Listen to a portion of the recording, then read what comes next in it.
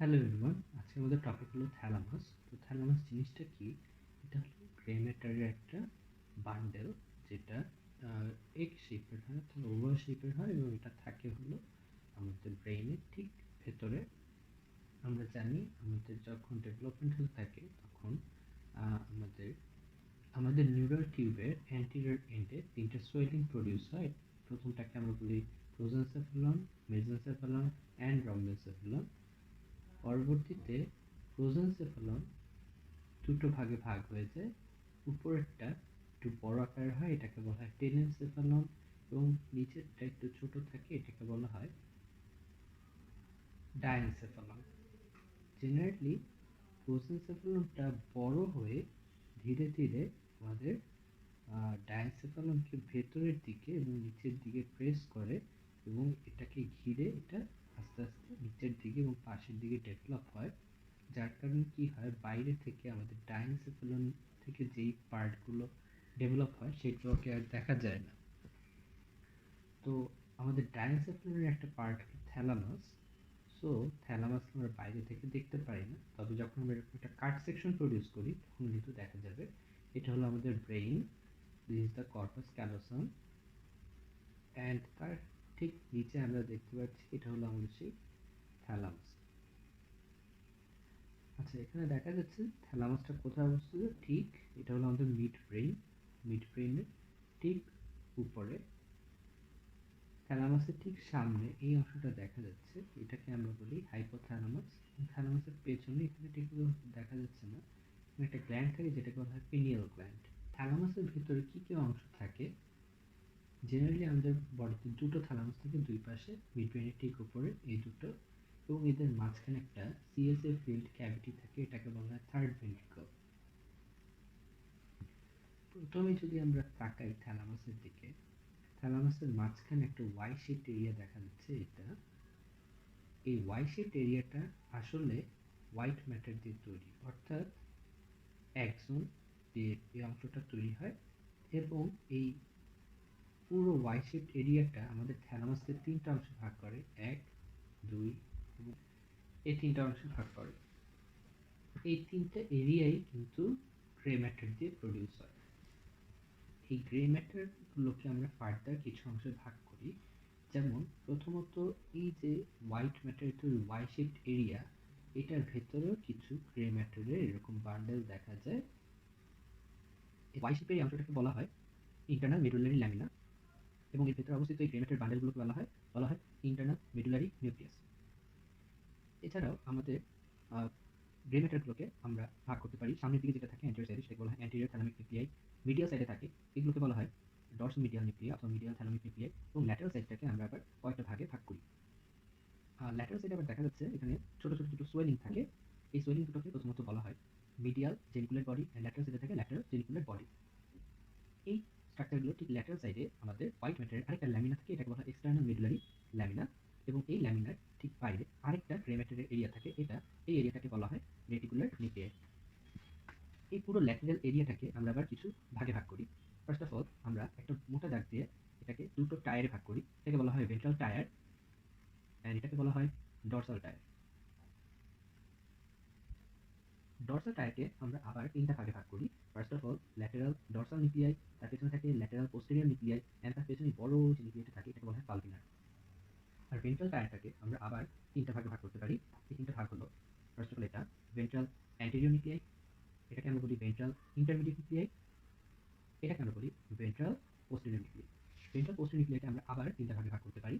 এটাকে বলা হয়, যেহেতু ল্যাটারাল সাইডে থাকে, ভেন্ট্রাল পোস্টেরিয়র ল্যাটারাল নিউক্লিয়াই। এটা হলো আমাদের ventral posterior medial nuclei, and this is the ventral posterior inferior nuclei. Okay, আমাদের থ্যালামাসের প্রত্যেকটা নিউক্লিয়ার ব্যাপারে জানা হয়ে গেল। এবার আমরা প্রত্যেকটা নিউক্লিয়ার ফাংশনের ব্যাপারে কিছুটা জানবো, এবং এটা যদি আমরা মনে রাখতে পারি তাহলে কিন্তু আমাদের থ্যালামাসের কাজগুলো বেশি ইজিলি মনে থাকবে। ফার্স্ট অফ অল আমরা দেখি অ্যান্টিরিয়র নিউক্লিয়াস, অ্যান্টিরিয়র থ্যালামিক নিউক্লিয়াসের কাজ। আমরা জানি আমাদের ব্রেইনের টেম্পোরাল লোবের একটা অংশ থাকে যেটাকে বলা হয় হিপোক্যাম্পাস অ্যান্ড প্যারাহিপোক্যাম্পাল এরিয়া। এই এরিয়া থেকে হোয়াইট ম্যাটারের একটা বান্ডেল প্রডিউসার, এটাকে আমরা বলি ফর্নিক্স। এই ফর্নিক্সটা পেছন থেকে থ্যালামাসের উপর দিয়ে ঘুরে এসে চলে যায় হাইপোথ্যালামাস, একটু যেটা আমি দেখালাম। হাইপোথ্যালামাসের নিচে ম্যামিলারি বড নামে একটা এরিয়া থাকে, এখানে গিয়ে এরা এই এক্সনগুলো ওগুলো শেষ হয়ে যায়, এখান থেকে নতুন কিছু নিউক্লিয়াস নতুন কিছু অ্যাক্সন বের হয়, যেগুলো চলে যায় আমাদের অ্যান্টেরিয়র থ্যালামিক নিউক্লিয়াইয়ে। এরপর অ্যান্টেরিয়র থ্যালামিক নিউক্লিয়াই থেকে অন্য কিছু ফাইবার গিয়ে প্রবেশ করে আমাদের স্পেশাল একটা জায়গা থেকে, যেটাকে বলা হয় সিঙ্গুলেট জাইগাস, যেটা ঠিক আমাদের কর্পাস ক্যালোসামের উপরে অবস্থিত। এই পুরো সার্কিটটাকে বলা হয় প্যাপেজ সার্কিট। এটা খুবই ইম্পর্টেন্ট একটা সার্কিট মেডিকেলি এবং ক্লিনিক্যালি। এর কারণটা কি, এই সার্কিট এই সার্কিটের মেইন কাজ কিন্তু রিসেন্ট মেমোরির সাথে জড়িত। যখন আমরা কোনো কথা শুনি বা কোনো একটা ইনসিডেন্ট অবজার্ভ করি, তখন সেই ইনফরমেশনগুলো কিন্তু চলে আসে হিপোক্যাম্পাসে, অ্যান্ড হিপোক্যাম্পাস থেকে এই ইনফরমেশনগুলো চলে যায় ম্যামিলারি বডি হয় থ্যালামাসে এবং সিঙ্গুলেট জাইগাসে। হিপোক্যাম্পাসের মেইন কাজ হলো রিসেন্ট মেমোরির সাথে যে জিনিসটা আমি মাত্র প্রত্যক্ষ করলাম বা শুনলাম, সেই জিনিসটা মনে রাখা বা রিসেন্ট মেমোরির যেই ফাংশনটা আছে সেটা নিয়ন্ত্রণ করে হিপোক্যাম্পাস অ্যান্ড প্যারাহিপোক্যাম্পাল এরিয়া।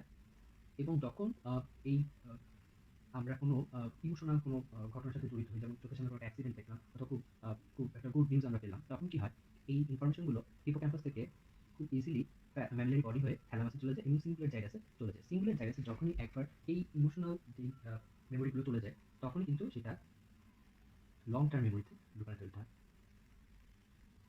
একটা উদাহরণ দিয়ে বলা যায়, ধরুন আপনি আজকে থ্যালামাসের ব্যাপারে পড়ছেন, এটা কিন্তু আপনার কোনো ইমোশনের সাথে জড়িত না।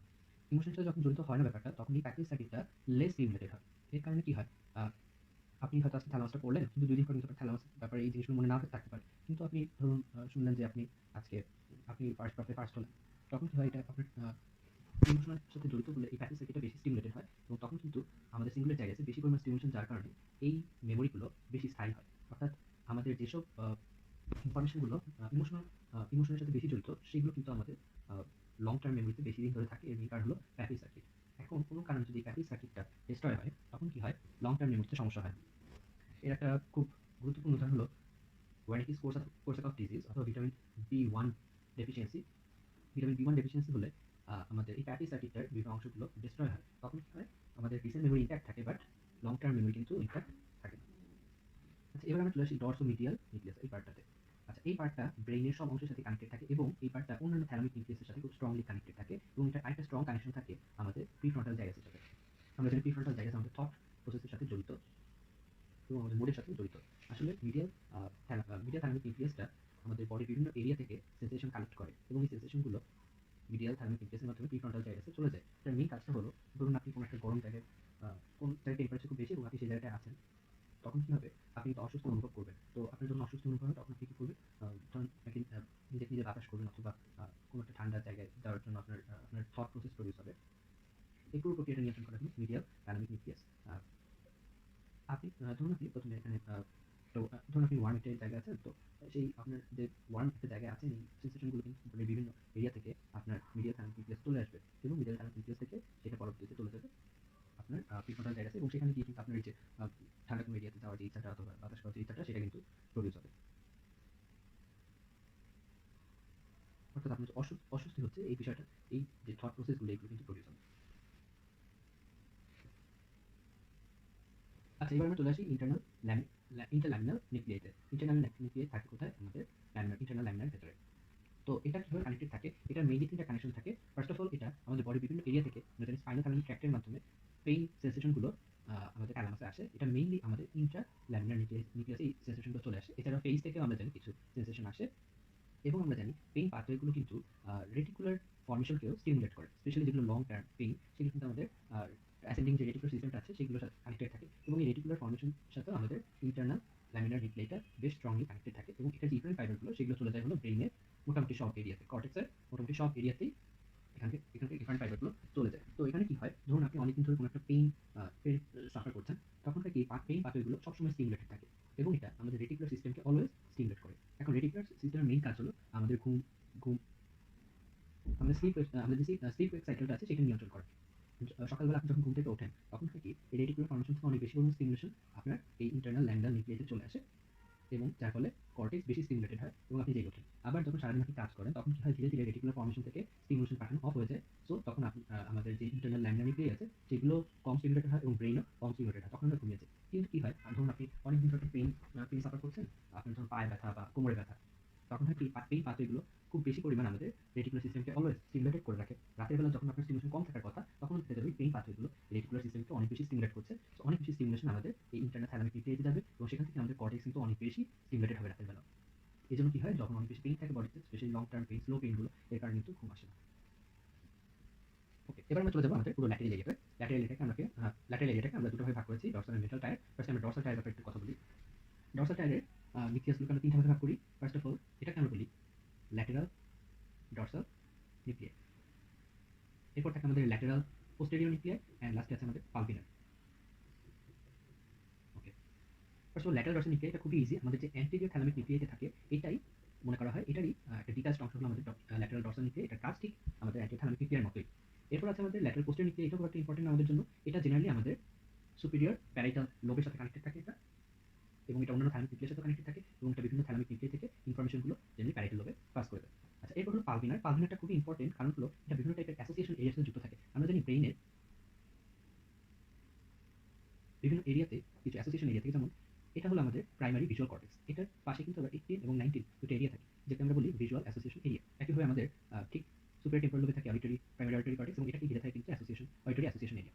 এভাবে আমাদের মোটামুটি সব ইম্পর্টেন্ট যেই এরিয়াগুলোতে আছে, সেই এরিয়াগুলোর পাশে কিন্তু অ্যাসোসিয়েশন এরিয়াগুলো একটা জায়গা থাকে।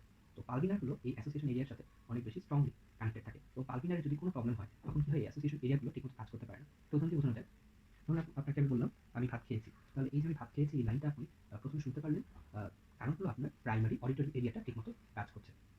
এটা এখন যখনই কোনো একটা শব্দ প্রাইমারি অডিটরি এরিয়াতে আসে, তখন কি হয়, এই অডিটরি এরিয়া থেকে সেই স্টিমুলেশনগুলো চলে যায় অ্যাসোসিয়েশন এরিয়াতে।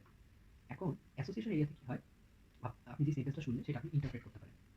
এখন ধরুন আপনার পালভিনারে কোনো সমস্যা হচ্ছে, পালভিনার সমস্যা মানে অ্যাসোসিয়েশন এরিয়াতে সমস্যা হচ্ছে। তখন কি হবে, আমি যদি আপনাকে বলি আমি ভাত খেয়েছি, আপনি সব সেই লাইনটা শুনতে পারবেন, কিন্তু সেটা মানে আপনি আর বুঝতে পারবেন না।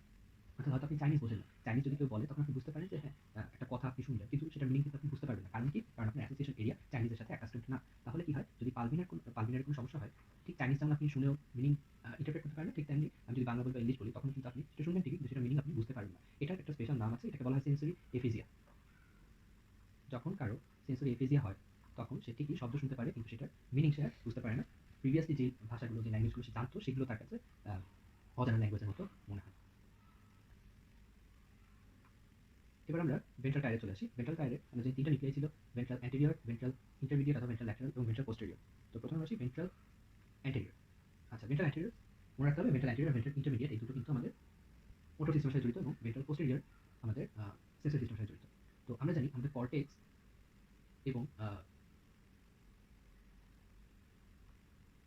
বেসাল নিউক্লিয়াই একসাথে কানেক্টেড থাকে, এবং বেসাল নিউক্লিয়ার সাথে আবার থ্যালামাস কানেক্টেড থাকে, এবং সেটার সাথে আবার কর্টেক্স কানেক্টেড থাকে। এটা আমাদের পূর্ববর্তী বেসাল নিউক্লিয়ার যে লেকচার ছিল সেখানে আমরা দেখেছি। তো বেসাল নিউক্লিয়ার সাথে কানেকশনের জন্য যে নিউক্লিয়াসটা কাজ করে, সেটা হলো আমাদের ভেন্ট্রাল অ্যান্টেরিয়র নিউক্লিয়াই। এটার মেইন কাজ কি আমরা জানি, আমাদের বেসাল নিউক্লিয়ারে বিভিন্ন টাইপের মোটর প্রোগ্রামগুলো স্টোর থাকে। এটা মোটর প্রোগ্রাম একটা ব্যাংকের মতো। তো যখন কর্টেক্স কোনো একটা কাজ করতে চায় ভলান্টারিলি, তখন তাকে কি করতে হয়, আগে আমাদের বেসাল নিউক্লিয়ার সাথে কনসাল্ট করে নিতে হয়। তো কর্টেক্স থেকে কিছু স্টিমুলেশন আমাদের বেসাল নিউক্লিয়াতে আসে, সেই বেসাল নিউক্লিয়াই সেটাকে প্রসেস করে পাঠিয়ে দেয় আমাদের এই ভেন্ট্রাল অ্যান্টেরিয়র নিউক্লিয়াইতে, এবং সেখান থেকে সেই স্টিমুলেশনগুলো আবার চলে যায় কর্টেক্সে। এবার আমরা চলে আসি ভেন্ট্রাল ইন্টারমিডিয়েট নিউক্লিয়াই। এটা জেনারেলি মোটর সিস্টেমের সাথে কানেক্টেড থাকে। আমরা জানি কর্টেক্স এবং সেরিবেলামও কিন্তু একইভাবে কিছু কনসালটেশন করে থাকে। কর্টেক্স যখন কোনো কাজ করবে, তার আগে বেসাল নিউক্লিয়ার মতো সেরিবেলামের সাথে কনসাল্ট করে নেয়। কীভাবে? প্রথমে সেরিবেলামের প্রতি কিছু স্টিমুলেশন পাঠায়। ডেন্টেড নিউক্লিয়াস বলে একটা নিউক্লিয়াস থাকে, সেই স্টিমুলেশনগুলো চলে যায় ইন্টারনাল প্রসেসিংয়ের পর চলে যায় ডেন্টেড নিউক্লিয়াসে, এবং ডেন্টেড নিউক্লিয়াস থেকে সেই স্টিমুলেশনগুলো চলে যায় আমাদের মিড ব্রেইনের রেড নিউক্লিয়াসে। রেড নিউক্লিয়াস থেকে পরবর্তীতে রাব্রোথ্যালামিক ট্র্যাক্টের মাধ্যমে সেই স্টিমুলেশনগুলো আমাদের ভেন্ট্রাল ইন্টারমিডিয়েট নিউক্লিয়াসে চলে আসে, এবং সেখান থেকে সেগুলো চলে যায় কর্টেক্সে। তো এখানে কীভাবে হলো সার্কিটটা, কর্টেক্স থেকে সেরিবেলামে প্রথমে কর্টিকো সেরিবেলার ফাইবার যায়, সেখান থেকে সেরিবেলামের ডেন্টেড নিউক্লিয়াস থেকে রেড নিউক্লিয়াসের সেই স্টিমুলেশনগুলো যায়, সেখান থেকে থ্যালামাসে যায়। এখানে জেনারেলি ফার্স্টে ডেন্ট্রো, রাব্রো, দেন রাব্রোথ্যালামিক, অথবা ডেন্ট্রো থেকে সরাসরি থ্যালামাসে ডেন্ট্রো থ্যালামিক পাথরের মাধ্যমে সেই ইনফরমেশনগুলো আমাদের থ্যালামাসে চলে আসে, সেখান থেকে আমাদের থ্যালামোকর্টিক্যাল ফাইবারগুলো এগুলোকে আবার কর্টেক্সে নিয়ে আসে। এরপর কর্টেক্স আমাদের সেই মোটর কন্ট্রোলটা প্রডিউস করতে পারে। ওকে, এবার আমরা ভেন্ট্রাল পোস্টেরিয়র নিউক্লিয়াসে চলে আসলাম। ভেন্ট্রাল পোস্টেরিয়র নিউক্লিয়াসকে আমরা আবার তিনটা ভাগে ভাগ করেছিলাম, কি কি? Ventral posterior lateral, ventral posterior medial, and ventral posterior inferior nucleus. আচ্ছা, এই তিনটারই কাজ হলো মেনলি সেন্সরি। আমরা জানি আমাদের বডি বিভিন্ন এরিয়া থেকে বিভিন্ন ধরনের সেন্সেশন দুটো পাত্রের মাধ্যমে মিলে আসে। একটা হলো মিডিয়াল লেমিসকাস, যেটা যেটা ডরসাল কলাম থেকে বিভিন্ন ভাইব্রেশন, ফাইন টাচ, এই সেন্সেশনগুলো নিয়ে আসে, এবং স্পাইনাল থালামিক পাথরের মাধ্যমে কিন্তু পেইন, টেম্পারেচার এগুলো বহন করে নিয়ে আসে। তো এই দুটো সিস্টেমই আমাদের শেষে গিয়ে যুক্ত হয় ভেন্ট্রাল পোস্টেরিয়র ল্যাটারাল নিউক্লিয়াসের সাথে, এবং পরবর্তীতে এখান থেকে আমাদের আমরা জানি থ্যালামাসের পাশেই থাকে ঠিক ইন্টারনাল ক্যাপসুল হয়ে সেগুলো চলে যায় কোথায়, আমাদের সেন্সরি কর্টেক্সে। পোস্টেরিয়র মিডিয়ালের কাজ হলো কি, এটা হলো ঠিক একইভাবে আমরা জানি আমাদের ফেস থেকে যেই সেন্সেশনগুলো আসে সেগুলো ট্রাইজেমিনাল ট্র্যাক্টের মাধ্যমে চলে আসে, এবং এই ট্রাইজেমিনাল ট্র্যাক্টের মাধ্যমে ফেস থেকে যে সেন্সেশনগুলো আসে, যেমন টাচ, পেইন, টেম্পারেচার, ভাইব্রেশন, এবং তার সাথে টেস্ট সেন্সেশন, খুব ইম্পর্টেন্ট, টেস্ট সেন্সেশন, এই সবগুলো সেন্সেশন কোথায় চলে যায়? Ventral posterior medial. তাহলে দেখুন আমাদের বডির মোটামুটি যত সেন্সেশন সবই কিন্তু এই দুটো নিউক্লিয়াসের মাধ্যমে রিলে হয়, এবং এটাও ঠিক একইভাবে ইন্টারনাল ক্যাপসুল হয়ে চলে যায় আমাদের প্রাইমারি সেন্সরি কর্টেক্সে। আর ভেন্ট্রাল পোস্টেরো ইনফেরিয়র যে নিউক্লিয়াসটা, এটা হলো ছোট একটা নিউক্লিয়াস। এটা জেনারেলি আমাদের যে ভেস্টিবুলার সিস্টেম থাকে, আমরা জানি আমাদের ইয়ার থেকে দুই ধরনের সেন্সেশন আসে, একটা হলো ব্যালেন্স মেনটেন করার জন্য, এবং একটা হলো হিয়ারিং। দুই টাইপের সেন্সেশন আসে। তো ব্যালেন্স মেনটেন করার জন্য যে সেন্সেশনগুলো আসে সেগুলো মেইনলি চলে যায় কান থেকে ভেস্টিবুলার নিউক্লিয়াসে, এবং ভেস্টিবুলার নিউক্লিয়াস থেকে পরবর্তীতে সেই সেন্সেশনগুলো চলে আসে আমাদের ভেন্ট্রাল ইনফেরিয়র নিউক্লিয়াসে। এখানে সবগুলো নিউক্লিয়াস আমরা দেখে ফেললাম। এখন আমাদের বাদ আছে just medial and lateral geniculate body. তো medial geniculate body generally connected থাকে আমাদের অডিটরি সিস্টেমের সাথে। একটু আগে কিন্তু বললাম কান থেকে দুই ধরনের সেন্সেশন আসে। এই যে অডিটরি সিস্টেম থেকে যে সেন্সেশনটা আসে সেটা চলে যায় আমাদের মিডিয়াল জেনিকুলার বডিতে। তো এটা কি হয়ে যায়? আমরা জানি কান থেকে সেন্সেশনগুলো কি কালেক্ট নিয়ে আসে? Auditory vestibular cochlear nucleus, right? Cranial nerve 8। এই নিউক্লিয়াস এই সেন্সেশনগুলো চলে যায় আমাদের অ্যান্টেরিয়র অ্যান্ড পোস্টেরিয়র অডিটরি নিউক্লিয়াসে। সেখান থেকে এগুলো ক্রস করে, এবং সেখান থেকে কিছু ফাইবার, এখানে ফাইবার, সেগুলো চলে যায় কোথায়? ইনফেরিয়র কলিকুলাসে। ইনফেরিয়র কলিকুলাস কোথায় থাকে? মিড ব্রেইনে, মিড ব্রেইনের ঠিক পেছনে, রাইট? ইনফেরিয়র কলিকুলাস থেকে কিছু ফাইবার এসে চলে আসে আমাদের মিডিয়াল জেনিকুলার বডিতে। এই ফাইবারগুলো একসাথে তৈরি করে ইনফেরিয়র ব্র্যাকিয়াম। এরপর মিডিয়াল জেনিকুলার বডি থেকে সেটা চলে যায় কোথায়? টেম্পোরাল লোবে। তখন আমরা শব্দ শুনতে পাই। আচ্ছা, আর ল্যাটেরাল জেনিকুলার বডি কার সাথে জড়িত? মেইনলি ভিজুয়াল সিস্টেমের সাথে। আমরা জানি আমাদের ভিজুয়াল যে সেন্সেশনগুলো সেগুলো চোখ থেকে কোথায় চলে যায়? চোখ থেকে চলে যায় আমাদের অপটিক নার্ভে, এবং অপটিক নার্ভ এখানে কি একটা কায়াজমা ফর্ম করে, এবং কায়াজমাগুলো পরবর্তীতে দুইটা ভাগে ভাগ হয়ে যায়, এবং দুটো অপটিক ট্র্যাক্ট তৈরি করে। বাম পাশে একটা, ডান পাশে একটা। অপটিক ট্র্যাক্টগুলো, বাম পাশে অপটিক্যাল ট্র্যাক্ট বাম ল্যাটারাল জেনিকুলার বডিতে, এবং ডান পাশে অপটিক্যাল ট্র্যাক্ট ডান ল্যাটারাল জেনিকুলার বডিতে এসে মিলিত হয়, এবং অপটিক্যাল ট্র্যাক্ট থেকে পরবর্তীতে সেন্সেশনগুলো কোথায় চলে যায়? আমাদের অক্সিপিটাল লোবে।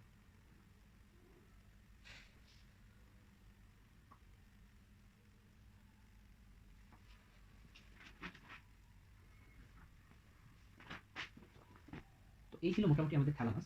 তো থ্যালামাসে কি কোশ্চেন আসে? ফার্স্ট অফ অল থ্যালামাসের নিউক্লিয়াসগুলোর নাম জিজ্ঞেস করতে পারে, খুব ইম্পর্টেন্ট।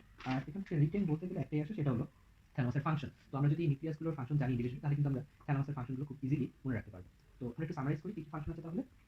ফার্স্ট অফ অল আমরা দেখলাম আমাদের থ্যালামাসের মেইন কাজ হলো রিলে স্টেশন হিসেবে কাজ করা। আমাদের বডির যত সেন্সেশন আছে সব সেন্সেশনই কিন্তু ওই যে আমাদের ventral posterior lateral, ventral posterior medial, ventral posterior inferior, এবং ল্যাটারাল মিডিয়াল জেনিকুলার বডির মাধ্যমে আমাদের ব্রেনে চলে যায়। একটা সেন্সেশন শুধু থ্যালামাসকে রিলে হয় না, সেটা হলো অলফ্যাক্টরি সেন্সেশন। এটা একটু মনে রাখতে হবে, এটা টিচাররা প্রায় 5 পছন্দ করে, এবং এমসিকিউতে আসে। অলফ্যাক্টরি সেন্সেশন কিন্তু আমরা এতক্ষণ যে আলোচনা করলাম এখানে আসেনি, কারণ হলো এটা থ্যালামাসের সাথে জড়িত না, যদিও অলফ্যাক্টরি সেন্সেশনটা অন্যভাবে ডিরেক্টলি কানেক্টেড থাকে থ্যালামাসের সাথে। তো রিলেস্টেশন মানে কি? রিলেস্টেশন হলো আমাদের সব সেন্সেশনগুলো কিন্তু প্রাইমারিলি থ্যালামাসে চলে আসে, এবং থ্যালামাসে কিন্তু কিছু ক্রুড সেন্সেশনের ইন্টারপ্রিটেশন হয়। অর্থাৎ ধরুন কারো কর্টেক্স নেই, কোনো মানুষের কর্টেক্স নেই, কিন্তু তার থ্যালামাসটা ইনট্যাক্ট আছে। তখন কি হবে? আপনি যদি তার আঙ্গুলে একটা গরম কিছু দিয়ে একটা স্পর্শ করেন, অথবা তাকে পিনপ্রিক করেন, সে কিন্তু বুঝতে পারবে না এখানে গরম কিছু আছে। কিন্তু কতটুকু গরম বা কতটুকু ঠান্ডা, এই যে সূক্ষ্ম জিনিসগুলো, এইগুলো কিন্তু আবার থ্যালামাস ইন্টারপ্রেট করে না। এগুলো ইন্টারপ্রেশনের জন্য আপনার কর্টেক্স দরকার। তো কর্টেক্স না থাকলে সে বুঝতে পারবে যে হ্যাঁ এখানে গরম বা ঠান্ডা কিছু আছে, কিন্তু কতটুকু গরম কতটুকু ঠান্ডা, এই ফাইন সেন্সেশনগুলো সে কিন্তু আর ইন্টারপ্রেট করতে পারবে না। আচ্ছা, সেকেন্ড অফ অল এখানে যেটা ইম্পর্টেন্ট বিষয় আছে সেটা হলো এটা মোটর অ্যাক্টিভিটির সাথে কিন্তু কানেক্টেড। কিভাবে? ওই যে আমাদের ভেন্ট্রাল অ্যান্টেরিয়র আর ভেন্ট্রাল ইন্টারমিডিয়েট নিউক্লিয়াসের মাধ্যমে এরা যথাক্রমে বেসাল নিউক্লিয়াস এবং সেরিবেলামের সাথে কানেক্টেড থাকে, ওই জিনিসটা।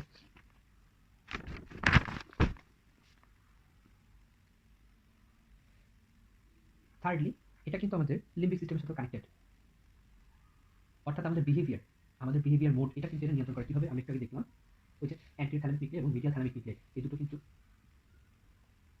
কি হবে? তখন অ্যান্টিরিয়র থ্যালামিক নিউক্লিয়াস এটা কিন্তু আমাদের প্যাপেজ সার্কিটের মাধ্যমে ইমোশনাল লোডের যে ইনফরমেশন আছে সেগুলোকে কিন্তু লং টার্মের মধ্যে কনভার্ট করে। আর আমাদের যে মিডিয়াল থ্যালামিক নিউক্লিয়াস বা ডস মিডিয়াল নিউক্লিয়াস, এটা কিন্তু আবার আমাদের মোডের সাথে জড়িত, আমাদের প্রিফ্রন্টাল কর্টেক্স, আমাদের থিংকিং এর সাথে জড়িত। এছাড়াও এরা একটা কাজ করে, সেটা হলো অটোনমিক বিভিন্ন কাজগুলো কিন্তু এরা করে থাকে, কারণ এরা হাইপোথ্যালামাসের সাথে জড়িত, এটা আমরা দেখেছি।